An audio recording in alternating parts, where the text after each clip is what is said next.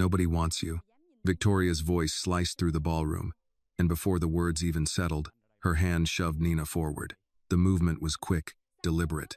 Nina's heel slipped on the polished marble, and she went down before she could steady herself, her palm hitting the floor with a sharp sting. The music didn't stop.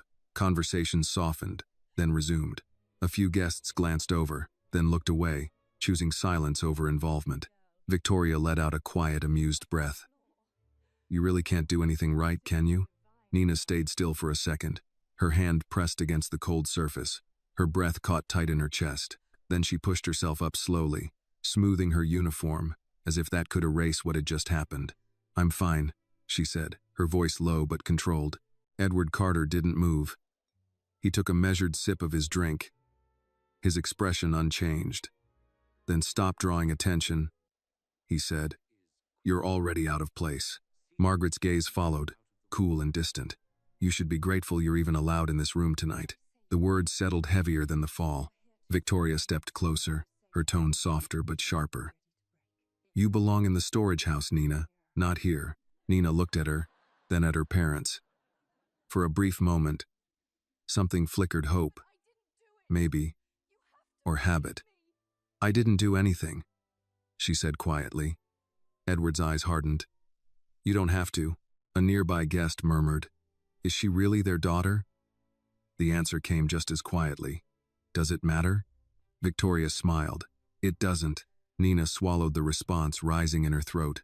She straightened, forcing her shoulders back, trying to disappear without actually moving. That had always been her safest option, be present, but unnoticed. Then the room shifted. It was subtle at first. Conversations thinned, attention drifted toward the entrance, and a quiet tension spread through the space. People didn't stop talking, they simply lowered their voices, as if something more important had entered without needing to announce itself. Alexander Volkov.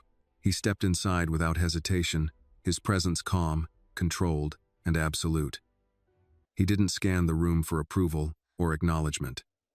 He didn't need to. His gaze moved once across the crowd, then stopped.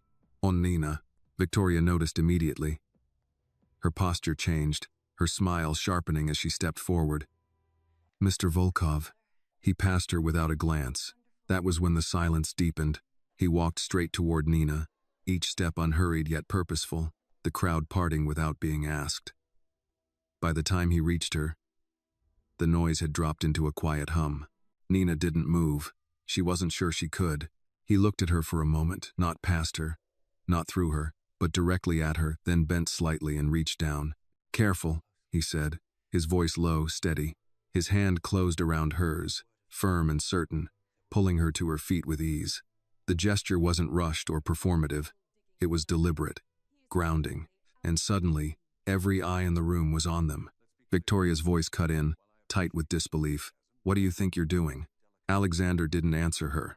He stepped just slightly closer to Nina, enough to shift the space around them, then spoke with quiet certainty. I need her. Victoria blinked, then laughed. You mean me? I don't, he replied. Edward stepped forward, his tone measured, but edged. Mr. Volkov, there seems to be a misunderstanding. My daughter is standing here? Alexander said, his voice even, leaving no room for correction. Margaret folded her arms slightly. And why would you need her? Alexander turned his head just enough to acknowledge them, then said, because she's the only one here who isn't pretending. The words settled into the room, and this time, no one moved. Victoria's expression hardened. She's nothing. Alexander's gaze shifted to her, calm but sharp. Then that says more about you than it does about her.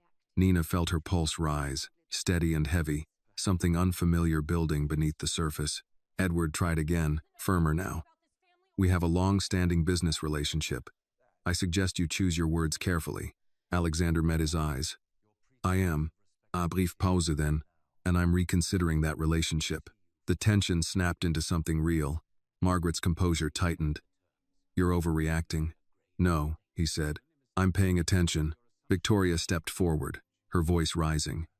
You don't know anything about this family. Alexander's tone remained calm, but it carried a finality that silenced her. I know enough. Then, clearly, you don't deserve respect. The room held its breath. And I don't work with people who treat their own daughter like a liability. He continued. I'll be reviewing every agreement I have with your company. Edward's jaw tightened. That would be a mistake.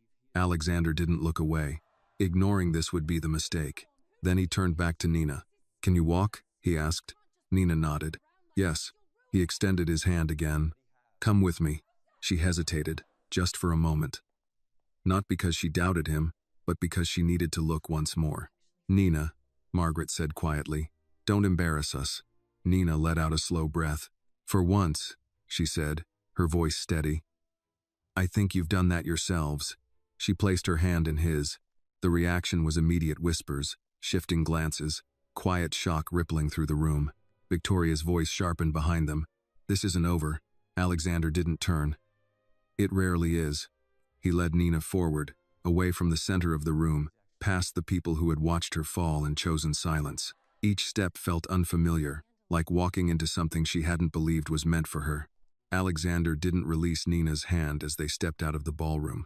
The doors closed behind them with a soft, almost polite sound, but the noise inside voices, whispers, judgment lingered like an echo she couldn't quite shake. For a moment, neither of them spoke.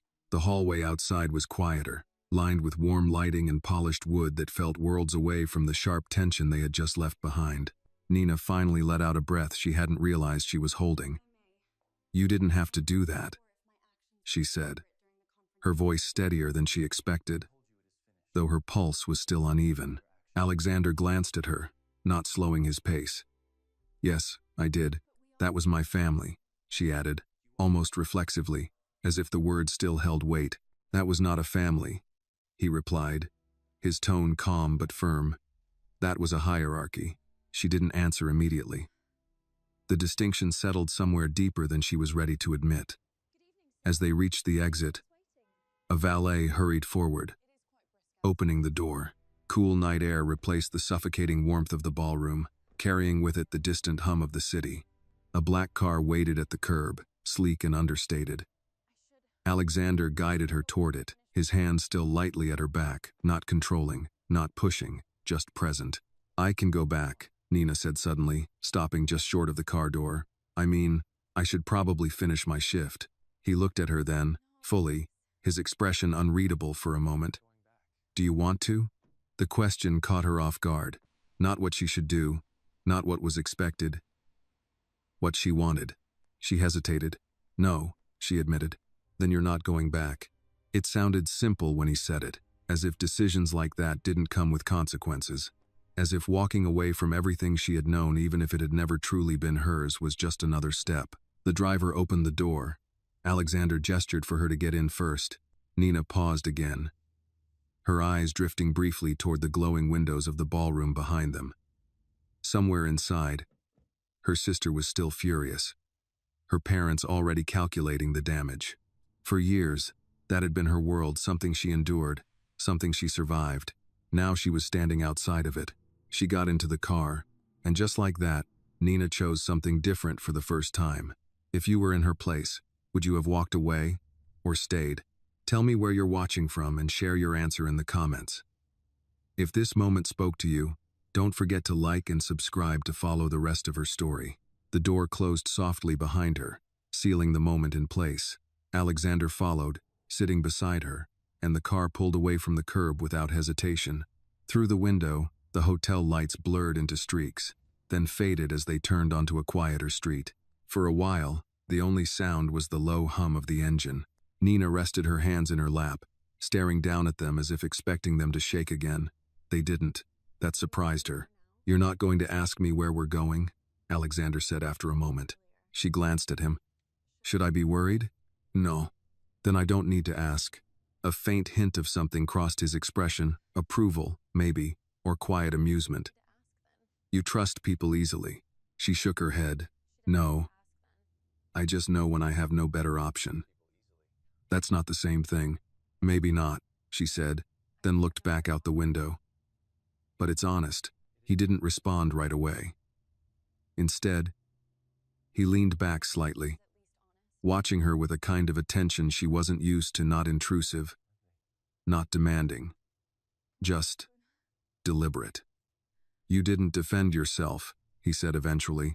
Nina let out a small breath. I tried that once. It didn't change anything. And tonight? She thought about it. About the fall, the silence, the way the room had shifted only when he stepped in. Tonight wasn't about me defending myself, she said. It was about you deciding I was worth defending. That bothers you. A little, she admitted. I don't want to need someone to do that for me. You don't, he said, but that doesn't mean you should tolerate people who think you're less than them. She turned toward him slightly. You don't even know me. I know enough. That's what you said back there, she replied. What exactly do you think you know? He held her gaze for a moment before answering. You didn't argue. You didn't beg. You didn't try to win anyone over. You just stood there and took it. That's not exactly a compliment. It's not meant to be, he said. It means you've been dealing with that for a long time. She looked away again, the truth of it settling in quietly. Long enough, she said. The car slowed as they turned into a quieter neighborhood, lined with older buildings and dim streetlights. It wasn't the kind of place she had expected someone like him to go, not flashy, not guarded, just calm. We're here, the driver said. The car stopped in front of a modest building with large windows and warm light spilling out onto the sidewalk. A small sign hung above the door, understated but inviting. Nina frowned slightly. This isn't what I expected. Alexander opened the door and stepped out, then offered his hand again. That's the point. She hesitated only briefly before taking it and stepping onto the sidewalk. The air felt different here, lighter, quieter, real, in a way the gala hadn't been. What is this place? She asked. A place where people don't pretend, he said simply. At least not as much. He pushed the door open, and the soft sound of a bell echoed inside. The space was warm, filled with the scent of coffee and baked bread. A few people sat at small tables, talking quietly, none of them looking up with the kind of curiosity she had felt all night. No one cared who she was. For the first time that evening, that felt relieving. You come here often? She asked. Sometimes, he said, when I want to think. And you brought me here because you needed to breathe, he replied. She let out a small, almost surprised laugh. You make it sound simple. It is simple, he said. You just haven't been allowed to live that way. They moved toward a table near the window. Nina sat down slowly, her body still catching up to everything that had happened. The quiet here wasn't heavy. It didn't press down on her. It gave her space. She rested her hands on the table and looked at him. What happens now? Alexander didn't answer immediately. He pulled out the chair across from her and sat down. His posture relaxed, but his gaze still focused. That depends on you, he said. She frowned slightly. On me? Yes. That's new. It should have been that way from the beginning. Nina held his gaze, searching for something, an angle, a condition, a hidden expectation. You're not asking for anything? Not tonight. Why? He leaned back slightly, his expression steady. Because tonight isn't about what I want. The simplicity of that answer unsettled her more than anything else he had said. For years, everything had come with a condition. Every word, every gesture, every moment of attention had a price attached to it. This didn't. She exhaled slowly, letting the tension ease just a little. I don't know what to do with that. You'll figure it out, he said. She studied him for a moment longer, then nodded slightly. Maybe. Outside, the city moved on as it always did, unaware that something had shifted for her in a way she couldn't yet fully understand. Inside, for the first time in a long time, she wasn't waiting for the next insult, the next command, the next reminder of where she stood. She was just sitting there, and that, more than anything, felt unfamiliar. Nina didn't realize how long she had been sitting there until the waitress came by a second time, quietly refilling her coffee without asking. The warmth of the cup in her hands grounded her, something simple and steady, nothing like the sharp edges she had left behind at the gala. Across from her, Alexander remained composed, watching the room the way he seemed to watch everything, calm, aware, never distracted. You're not used to quiet, are you? He asked, his voice low but clear. Nina gave a faint smile, though it didn't quite reach her eyes. Not this kind. Where no one's waiting for you to mess something up. He tilted his head slightly. And you think they were waiting for that tonight? I don't think, she said. I know. She took a small sip of coffee, then added, "It's easier for them if I fail. It proves they were right about me." And were they? She met his gaze. No. The answer came faster than she expected, firm, almost instinctive. Then she hesitated, as if surprised by her own certainty. "But it doesn't change anything. It changes everything," he said. "You just haven't acted on it yet." She let that sit between them, unsure whether to argue or accept it. Before she could decide, the bell above the cafe door rang again. This time, the shift in the air was different, not heavy like the ballroom, but sharp, disruptive. Nina didn't need to turn around to know. Victoria's voice came first. "So this is where you ran off to." The cafe quieted. Not entirely, but enough that the tension became noticeable. Nina closed her eyes briefly, then opened them, setting her cup down with careful precision before turning. Victoria stood near the entrance, still in her red dress, though the polished image from earlier had cracked. Her expression was tight, her posture rigid, as if she had rushed there without thinking it through. Behind her, Edward and Margaret followed, slower, more controlled, but no less determined. For a moment, no one spoke. Then Victoria stepped forward. "You really thought you could just walk out like that?" she said, her voice carrying more emotion now, less practiced. After everything, Nina turned fully in her chair, her expression calm in a way that surprised even her. "After what, exactly?" Victoria scoffed. "Don't pretend you don't understand. You embarrassed us." Edward stepped in before Nina could respond. "You made a scene," he said, his tone sharp but measured, as if he were trying to regain control of a situation that had slipped from him. "That kind of behavior has consequences." Nina held his gaze. "I didn't make a scene. I was on the floor. You just didn't care until someone else did." Margaret's expression hardened. "Watch your tone." "For once I am," Nina replied quietly. Victoria's patience snapped. "This is ridiculous. You're sitting here like you belong, like you're suddenly someone important just because he decided to notice you." She glanced at Alexander, her eyes narrowing. "Do you even know what she is?" Alexander leaned back slightly in his chair, his expression unchanged. "Yes," he said calmly. "Do you?" The question caught her off guard. "Of course I do. She's your sister," he interrupted, and that should have been enough. Silence settled again, heavier this time. Edward exhaled sharply. "Mr. Volkov, this doesn't concern you anymore." "It concerns me as long as she's sitting at my table," Alexander replied. Margaret stepped forward, lowering her voice slightly, shifting to something more controlled, more strategic. "Nina, come home. We'll discuss this properly. There's no need to turn this into something bigger than it is." Nina almost laughed, but it came out as a quiet breath instead. "It's always been bigger than you said it was," she replied. "You just didn't think I'd ever say it out loud." Victoria crossed her arms. "You're making a mistake." "Maybe," Nina said, "but at least it's mine." Edward's patience finally broke. "Enough," he said firmly. "You don't get to walk away from this family." Nina stood slowly, her chair scraping softly against the floor. For a moment, she felt the weight of everything, years of silence, of obedience, of being told exactly who she was supposed to be. Then she let it go. "I already did," she said. The words didn't echo, didn't demand attention. They didn't need to. Victoria stared at her, disbelief giving way to something sharper. "You think this changes anything? You'll come crawling back when you realize you have nothing." Nina shook her head slightly. "I had nothing before. I just didn't admit it." Margaret's voice cut in, colder now. "If you leave like this, don't expect us to fix it later." Nina met her eyes. "You never fixed anything." That was the moment something truly broke, not loud, not dramatic, but final. Edward straightened, his tone shifting into something distant, almost formal. "Then you've made your decision." "Yes," Nina said. A long pause followed, the kind that carried more weight than argument. Victoria turned first, shaking her head. "This is pathetic," she muttered, though her voice lacked its usual confidence. Margaret followed, her expression unreadable.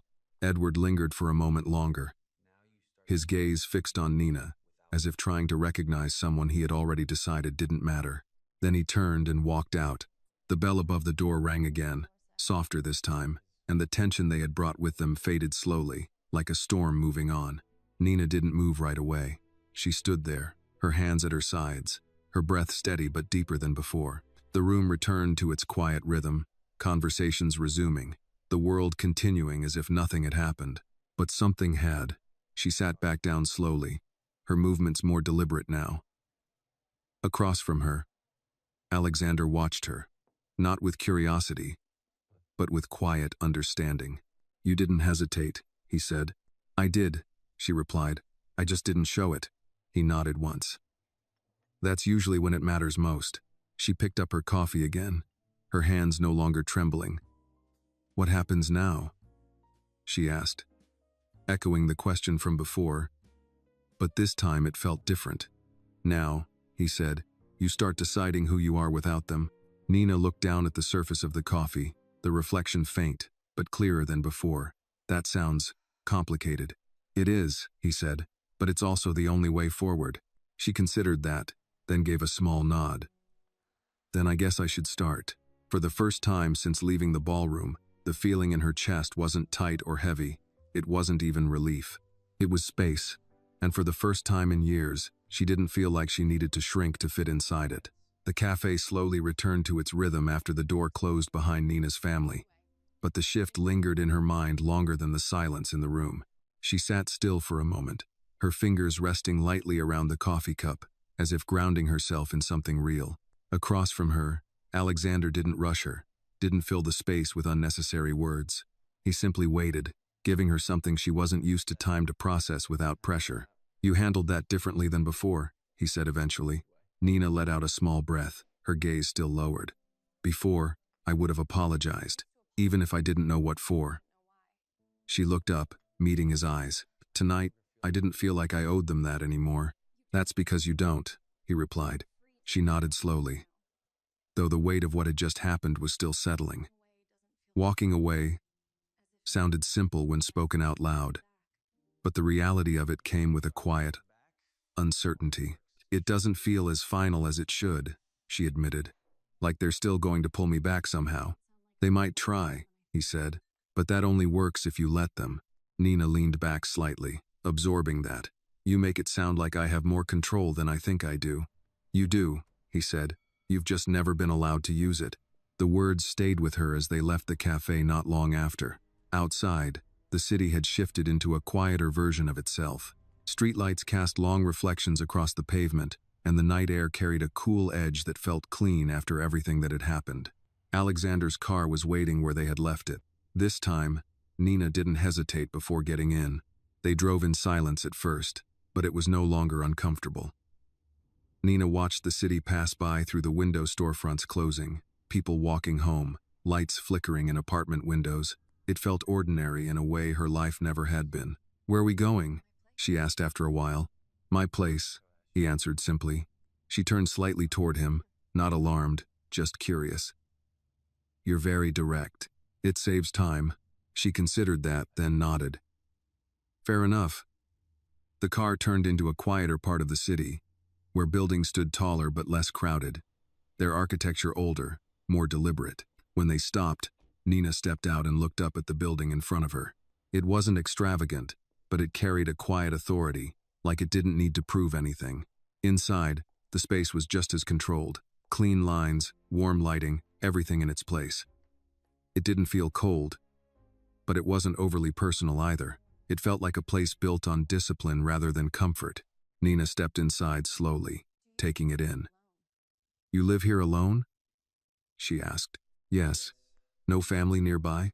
He paused for a brief moment before answering. "No." There was something in the way he said it that told her not to push further. She nodded and moved a little deeper into the room, her fingers brushing lightly against the back of a chair, testing the reality of where she was. "This is different," she said. "From what?" "From everything I know," she admitted. He walked past her, setting his jacket aside. "That's not a bad thing." She gave a small smile. "I'm still deciding." A quiet pause followed, but it didn't feel empty. Nina moved toward the window, looking out at the city below. From here, everything looked smaller, distant, manageable. "What happens tomorrow?" she asked without turning around. Alexander leaned slightly against the edge of the table, watching her. That depends on what you want to do. She let out a soft breath. You keep saying that like I'm supposed to have an answer. You're supposed to start thinking about one. She turned to face him, her expression more serious now. I've never had to think about it. Everything was already decided for me. Then tomorrow is where that changes. She studied him for a moment, searching for any sign of expectation, any hidden condition. And you're just going to help me figure that out? I'm giving you the option, he said. What you do with it is up to you. Nina walked back toward the center of the room, slower this time. Why? She asked. Why me? He didn't answer immediately. Instead, he crossed the space between them, stopping just close enough to hold her attention without overwhelming it. Because you didn't break, he said. She frowned slightly. I did, more times than you think. You bent, he corrected. That's different. The distinction lingered in the air. Nina looked down briefly, then back up. And what if I don't know how to stand on my own yet? Then you learn, he said, but not by going back to where you were. She nodded slowly. I don't want to go back. Good. Silence settled again, but it felt steadier now, more grounded. Nina glanced around once more, then let out a small breath that almost sounded like relief. This is the strangest night of my life. Alexander's expression softened just slightly. It's also the first honest one. She let that sink in, then gave a faint, thoughtful smile. I think you might be right. For a moment, neither of them spoke. The city lights flickered through the window, casting quiet reflections across the room. Then Nina said, almost to herself, I don't feel like bad luck right now. Alexander watched her carefully. That's because you're not. She met his gaze, and for the first time, she didn't question it. Not immediately. Instead, she let the idea exist, even if she wasn't fully ready to believe it yet. And somewhere between the silence and the city outside, something steady began to take shape, something unfamiliar, but undeniable. Nina didn't sleep much that night. The apartment was quiet, too quiet at times. And even though Alexander had given her space, offering the guest room without question, without expectation, her mind refused to settle. She lay awake, staring at the ceiling, replaying the evening in fragments. The fall, the silence, his hand pulling her up, the way her father had looked at her like she no longer existed. Each moment felt sharp, but different now, as if distance had taken away some of its power. By the time morning light slipped through the curtains, she was already awake. She sat up slowly, listening. No footsteps in the hallway, no voices, no tension waiting behind a door, just stillness. It felt unfamiliar, but not uncomfortable. When she stepped into the kitchen, Alexander was already there. He stood by the counter, sleeves rolled up slightly, a cup of coffee in his hand. He glanced at her briefly, as if noting something without making it obvious. You didn't sleep, he said. Nina gave a small, honest smile. Not much. He nodded once, then poured a second cup and slid it toward her. You'll get used to it. She took the cup, the warmth grounding her again. I'm not sure I want to get used to everything this fast. You won't, he said. That's not how this works. She leaned lightly against the counter, watching him. And how does it work? You decide what stays and what goes, he replied, piece by piece. Nina looked down at the coffee, thoughtful. That sounds simple when you say it. It's not simple, he said. But it's necessary. She nodded slowly, then took a sip. The silence between them wasn't heavy. It felt steady. After a moment, she asked, What do you do exactly? She met his eyes. I mean, beyond showing up at the right time and changing someone's life in the middle of a ballroom, a faint shift crossed his expression, something close to amusement. Business, he said. That's vague. It's meant to be. She raised an eyebrow slightly. Should I be concerned? He studied her for a second, then said, You should be aware. Nina considered that. That's different. Yes. Another pause settled, but this one carried more curiosity than uncertainty. You don't hide things, she said. I don't lie, he corrected. There's a difference. She let out a small breath. I'll take that. They didn't say much more after that. The morning moved quietly, almost naturally. Nina found herself watching the way the light moved across the room, the way nothing felt rushed or forced. It gave her space to think, which was both comforting and unsettling. By late morning, She stood near the window again, looking out at the city. "I can't stay here," she said suddenly. Alexander didn't seem surprised. "I didn't ask you to." She turned to face him.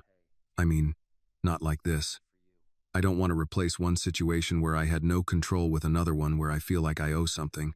"You don't owe me anything," he said. "I know," she replied, "but I need to prove that to myself." He walked closer, stopping just short of her. "What do you need?" The question was direct, but it didn't feel demanding. Nina hesitated, then answered honestly. "A place of my own. A job. Something that's mine." He nodded once. "Then that's where you start. You're not going to offer to fix it?" she asked, searching his expression. "I could," he said, "but you wouldn't accept it."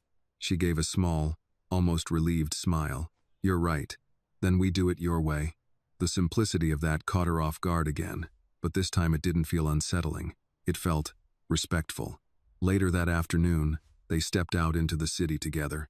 This time, Nina noticed things she hadn't before: the rhythm of people moving, the sound of traffic blending into something almost constant, the quiet independence of strangers going about their lives without asking permission. They stopped in front of a small building with a leasing sign in the window. It wasn't impressive, but it was clean, solid, real. "This is available," Alexander said. Nina looked up at it, then back at him. "You already knew." "I did." She studied the building again, then nodded. "Let's see it." Inside, the apartment was simple. One bedroom, a small kitchen, a window that let in enough light to make the space feel open. It wasn't perfect, but it wasn't meant to be. Nina walked through it slowly, touching the edge of the counter, the back of a chair, as if confirming it was real. "It's enough," she said quietly. Alexander watched her. "That's all it needs to be." She turned to him. "I'll pay for it myself." "I expected that." "I mean it," she added. "No shortcuts." He nodded. "Then no shortcuts." A small silence followed, but this one felt different, like an agreement rather than uncertainty. By the time they stepped back outside, something had shifted again. Not as dramatic as the night before, but just as important. "What about work?" she asked. "What do you want to do?" he replied. She thought about it for a moment. "Something normal," she said. "Something where I'm not someone's problem." "You were never the problem," he said. She met his gaze, then shook her head slightly. "I know that now. But I need to live like it." He didn't argue. As they walked down the street, Nina felt something unfamiliar settle in, not fear, not doubt, not even relief. Not complete, not perfect, but enough to take the next step. And for the first time, she didn't feel like she was reacting to her life. She was choosing it. The first night in her own apartment didn't feel like freedom. It felt quiet in a way that made every thought louder. Nina stood in the middle of the small living room, keys still in her hand, listening to the silence as if it might say something back. The space was simple, bare walls, a narrow couch, a kitchen that looked like it hadn't been used in weeks, but it was hers. No voices behind doors, no footsteps she needed to anticipate, no instructions waiting for her before the day even began. Still, her shoulders didn't fully relax. Alexander set a small box on the counter, his movement steady, unhurried. "You don't have to fill it all at once," he said, glancing at her. "Most people try. It doesn't help." Nina let out a quiet breath. "I'm not used to having this much space." She looked around again, almost uncertain. "It feels like I'm supposed to do something with it immediately." "You don't," he replied. "You just have to stay." She nodded, though the idea sounded simpler than it felt. Staying meant facing everything without distraction. They spent the next hour putting a few essentials in place, nothing excessive, just enough to make the apartment functional. A kettle on the stove, a small stack of plates, a lamp near the couch. It wasn't about comfort yet, it was about starting. When they were done, Nina leaned against the counter, watching him. "You're very efficient." "It saves time," he said. "You say that a lot." "Because it's true." She gave a faint smile, then grew more serious. "You didn't have to do all this." "I know. Then why are you?" He didn't answer immediately.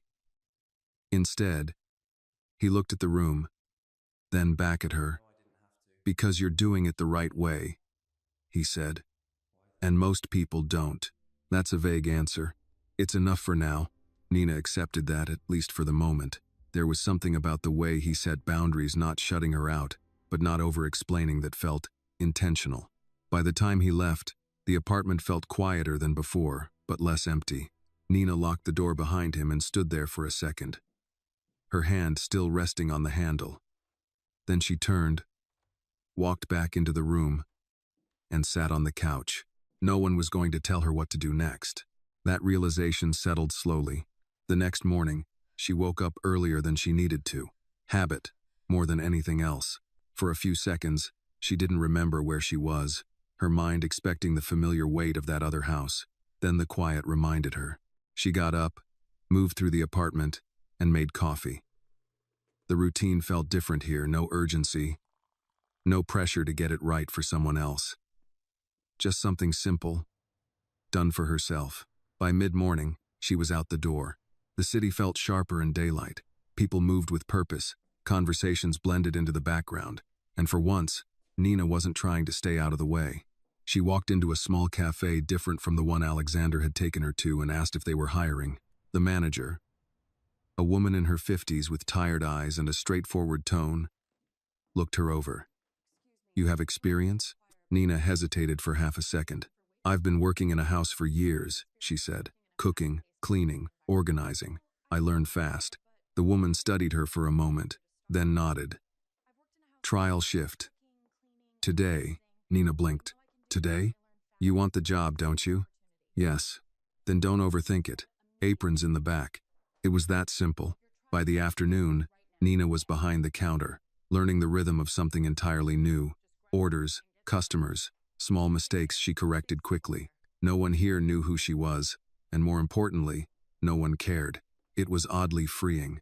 When she finished, her hands smelled faintly of coffee and soap, and her feet ached in a way that felt honest. "You did fine," the manager said as Nina untied the apron. "Show up tomorrow on time." Nina nodded. "I will." Walking back to her apartment, she felt something she hadn't expected: satisfaction. Not pride, not yet, but something close. When she reached her building, she paused for a moment before going inside. A black car was parked across the street. Familiar. Alexander leaned slightly against it, his posture relaxed but his attention fixed. "You've been here long?" she asked as she approached. "Long enough. You could have called. I wanted to see how your day went." Nina crossed her arms lightly, though there was no real defensive behind it. "And? You tell me." She considered it. "I got a job." A small shift in his expression. That was fast. "I didn't want to wait," she said. "If I stop moving, I start thinking too much. That's not always a bad thing. For me, it is, at least right now." He nodded once, accepting that. "Are you satisfied?" She thought about the question carefully. "I think I'm starting to be." "That's enough." They stood there for a moment, the city moving around them. Then Nina asked, "What about you? What about me? You said you'd reconsider your business with my family." She held his gaze. "Did you?" "Yes. And? And I don't make empty statements." There was no hesitation in his voice. Nina exhaled slowly. "They won't take that lightly. I don't expect them to." She watched him for a moment, then said, "This isn't over. Is it?" "No," he replied. "It's just changed." The weight of that settled between them, not as fear, but as awareness. Nina nodded. "Good." He raised an eyebrow slightly. "Good? Yes," she said, "because I'm not the same person they push down anymore." Something in his expression shifted, subtle but real. "No," he said. "You're not." For a moment, the noise of the city faded into the background again, replaced by something quieter, steadier. Nina looked toward her building, then back at him. "I should go inside." "Of course." She hesitated briefly, then added, "Thank you." He didn't dismiss it this time. "You're welcome." She turned and walked toward the entrance, her steps more certain than they had been the day before. Behind her, Alexander remained where he was, watching until the door closed. Inside, Nina leaned lightly against it, the familiar silence greeting her again, but it didn't feel as heavy now. Outside, the world was still moving, still unpredictable, still complicated, but inside, for the first time, she had something that belonged to her, and she was starting to understand what that meant. The next few days moved faster than Nina expected, not because anything dramatic happened, but because everything finally depended on her.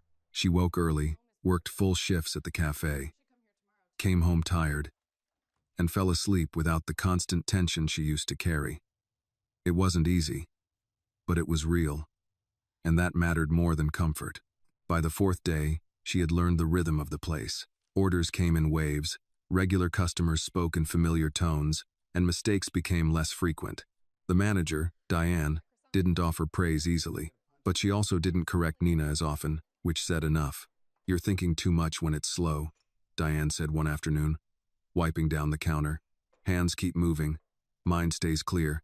That's how you last in this job." Nina nodded, adjusting the cups on the shelf. "I'm used to being watched," she admitted. "It's strange not to be." Diane glanced at her briefly. "That's not a good habit to carry around." "I'm working on it." "Good," Diane said simply. "Because no one here cares enough to watch you fail." The bluntness didn't sting. It grounded her. That evening, Nina stayed a little longer after closing, helping wipe down tables and restock supplies. It wasn't required, but it gave her something to focus on. When she finally stepped outside, the sky had already darkened, the streetlights casting long reflections across the pavement. She walked at a steady pace, her mind quieter than it had been in years. That was when she noticed the car. It wasn't Alexander's. This one was older, parked across the street, engine off. At first, she thought nothing of it. Then she kept walking, and it stayed in her peripheral vision longer than it should have. Nina slowed slightly. The car didn't move. She reached her building and stepped inside. Her pulse steady, but more alert now. Once the door closed behind her, she exhaled, telling herself it was nothing. The city was full of parked cars. Still, the feeling lingered. Upstairs, she set her bag down and moved through the apartment, turning on a lamp, checking the windows without thinking too much about why. Everything was as she left it. Then her phone buzzed. A message from an unknown number. "Still pretending you belong out there?" Nina stared at the screen, her chest tightening slightly. She didn't respond. Another message came seconds later. "You really think he's going to keep you?" This time, she knew. "Victoria." Nina set the phone down, her expression unreadable. For a moment, the old instinct returned. Ignore it. Stay quiet. Don't escalate. But something had changed. She picked the phone back up and typed, "I'm not waiting to be kept." The reply came almost immediately. "You always needed someone to decide your worth."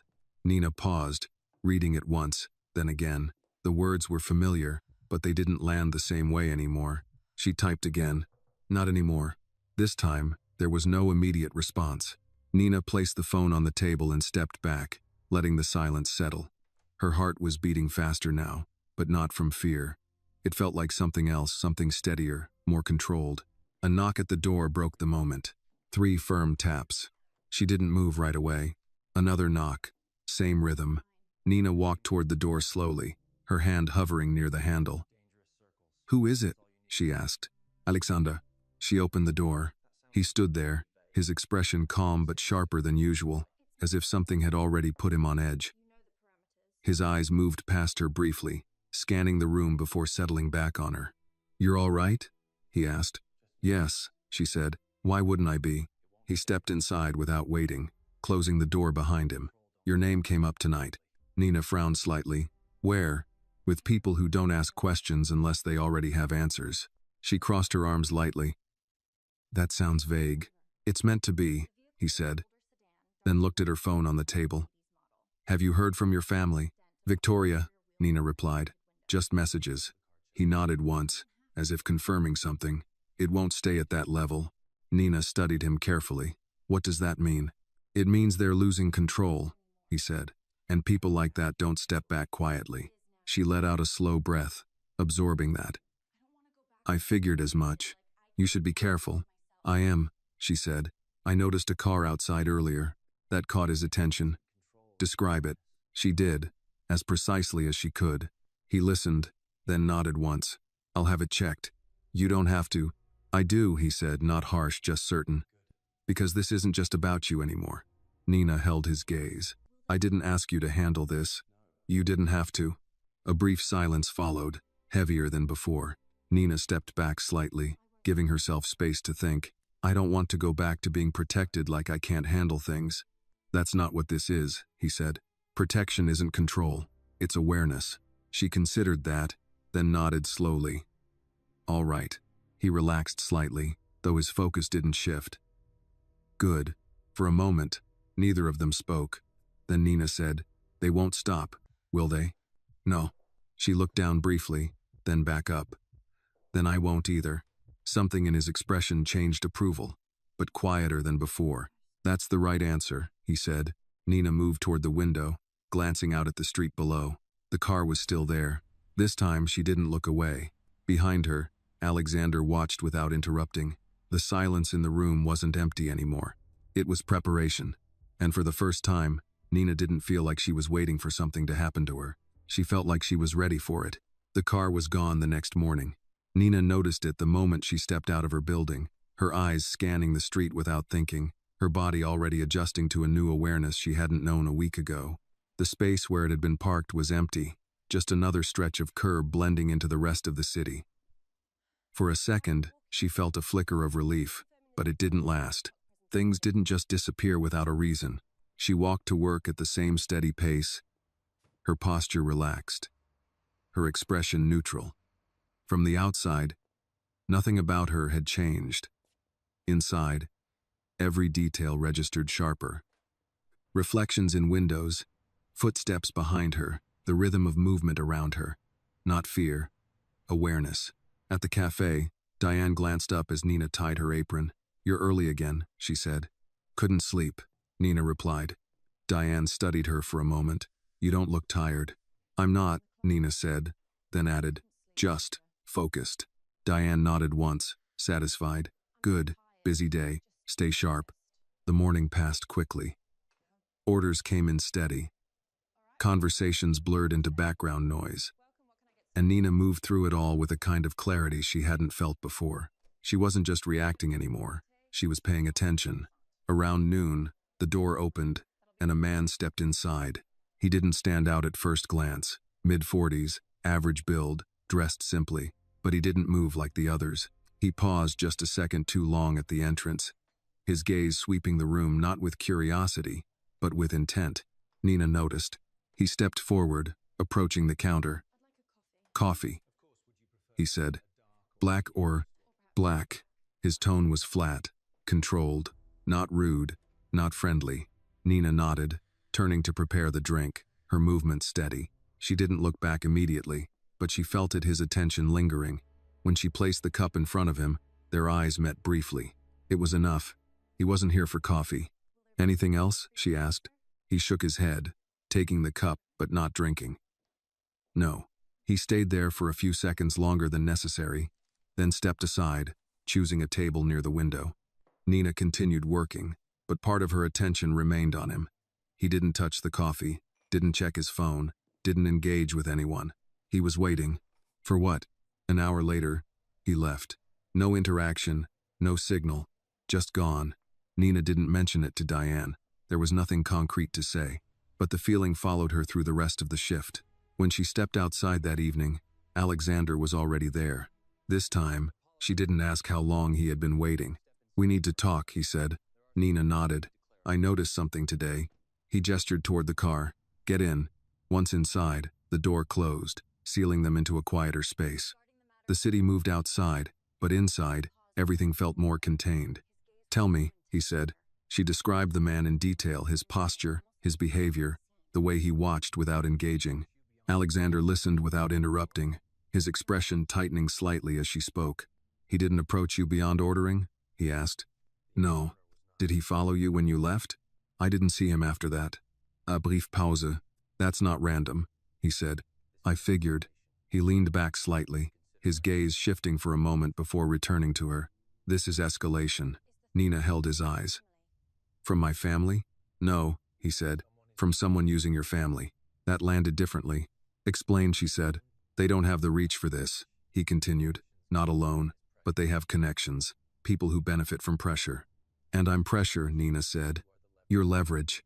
The word didn't sting. It clarified. She nodded slowly. Then what do? We stay ahead of it, he replied. You don't change your routine drastically, but you don't ignore patterns either. Nina leaned back slightly, processing. So I keep living my life. Yes. And you? I make sure it stays yours. She studied him for a moment. You're not telling me everything. No, he said calmly. I'm telling you what you need.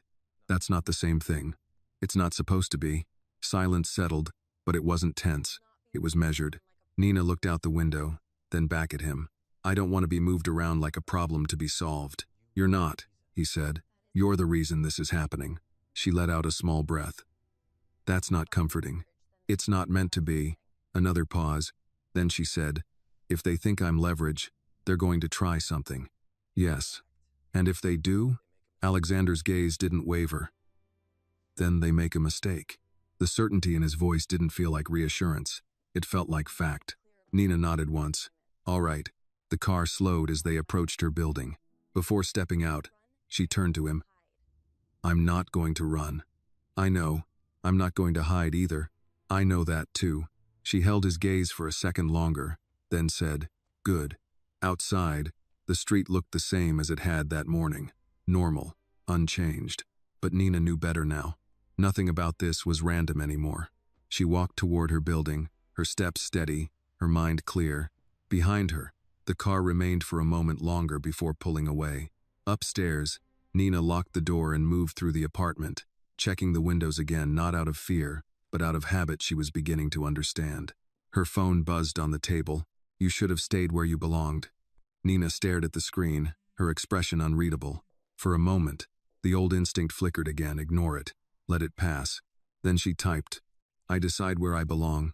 She set the phone down, her pulse steady. Across the room, the silence remained, but it didn't feel empty. It felt like the space before something inevitable. And this time, she wasn't waiting for it blindly. She was ready to face it. The message stayed on the screen longer than it should have. Nina didn't move right away. She stood in the middle of the apartment, the quiet pressing in, the glow from her phone the only thing anchoring the moment. You should have stayed where you belonged. The words weren't new. They had been said in different forms her entire life. But this time, they didn't come from a place she could walk away from. This time, they followed her. She picked up the phone again, reading her own reply. I decide where I belong. It felt steady. Not defiant for the sake of it, but grounded.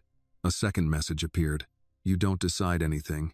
Nina exhaled slowly, her fingers tightening slightly around the phone before she set it down on the table. Not anymore, she said quietly, though no one was there to hear it. A knock came at the door, not the same rhythm as before, slower, deliberate. Nina didn't rush. She moved toward the door with controlled steps, her mind clear in a way that surprised her. Who is it? She asked. A pause, then a voice she didn't recognize. We need to talk. She didn't open the door. About what? She asked, her tone steady. About something that doesn't need to get worse. That confirmed it. Nina stepped back slightly, her eyes shifting toward the window, then back to the door. You should leave, she said. Another pause, then quieter. You don't understand what you're involved in. I understand enough, she replied. Silence again, longer this time. Then footsteps, fading. Nina stayed where she was for a few seconds, listening, her breath controlled. When she finally moved, it was to the window. She looked down at the street. The same car from earlier that week had returned. This time, the engine was on. Her phone rang. Alexander. She answered immediately. Someone just came to my door. I know, he said. His voice was calm, but there was an edge beneath it. Don't open it for anyone. I didn't. Good. Stay inside, I'm on my... Nina glanced back at the door, then at the street below. They're not being subtle anymore. They don't need to be, he replied. They think pressure works. Does it? A brief pause. Not on you. She didn't respond right away, but something in her steadied further. How long? 10 minutes. I'll be here. She ended the call and set the phone down, her gaze moving across the apartment. Everything looked the same, but nothing felt the same. The space she had started to claim as hers now held something else, something sharper. But she didn't panic. She moved to the kitchen, poured a glass of water, took a slow sip. Her hands didn't shake. That surprised her. Outside, A car door closed, then another. Nina didn't go back to the window. Instead, she stood in the center of the room, listening. A second knock came. This time, harder. She didn't answer. The handle turned slightly, testing. A voice lower now. "Don't make this complicated." Nina spoke without raising her voice. "It already is." A sharp exhale from the other side, then silence. Seconds passed, then footsteps again, this time faster. By the time the third sound came, the distinct stop of another car outside, Nina knew. She moved to the door, not opening it, just standing near it. A different knock, 3 firm taps. She opened it. Alexander stepped inside immediately, his presence filling the space in a way that shifted everything. His eyes moved quickly, door, windows, her taking in every detail. "You're all right?" he asked. "Yes." He nodded once, then stepped back slightly, glancing toward the hallway. "They're gone. For now," Nina said. He closed the door behind him, his expression tightening just slightly. "This confirms it. That I'm leverage," she replied. "That they're getting impatient."